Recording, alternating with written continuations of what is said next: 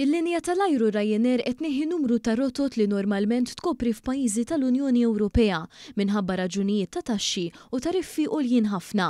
Spanja se tkun fost l-aktar pajjiżi affettwati minn din id-deċiżjoni bil-linja tal-ajru tippjana li tnaqqas 12-il rotta tas-sajf li ġej, tnaqqis ta' traffiku tal-ajru ta' 18%. It-titjiriet lejn l-bliet ta' Ġeres u Valladolid se jiġu eliminati kompletament. L-uffiċjal eżekuttiv ta' Ryanair Eddie Wilson qal li l-ajruport ta' Aena ta' Spanja qed ikompli jippersisti b'tariffi mhux ġustifikati flok jimplementa skemi u inċentivi effettivi. Ma dan waqfet ukoll it-titjiriet kollha minn Londra lejn Aalborg fid-Danimarka waqt li fl-Italja se tirtira wieħed mill-ajruplani bbażati fl-ajruport ta' Fiumicino Ruma.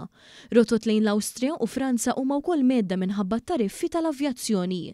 Dan hu kompletament l-oppost għal dak li qed jiġri f'pajjiżna hekk kif ir-Ryanair komplet tinvesti sa din il-ġimgħa stess fejn ħabbret żewġ rotot ġodda mis-sajf li ġej. Dawn huma lejn Glasgow fl-Iskozja u fil-Polonja. B'hekk l-totali ta' rotot li din il-linja tal-ajru sservi minn pajjiżna se jitilgħu għal 68 waqt li wkoll se jiżdiedu l-frekwenzi fuq 18-il rotta diġà eżistenti.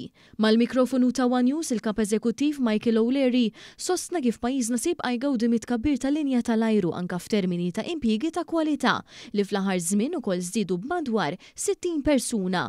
Dan filwaqt li l-kumpanija qed issostni mal-4200 impjieg f'pajjiżna. Fl-2022 il-Prim Ministru Roberta Bela kien ħabbar investiment ta' 20 miljun euro mir-Ryanair f'Malta bil-ftuħ ta' bażi għall-manutenzjoni u t-tiswija tal-ajruplani tagħha ġdida.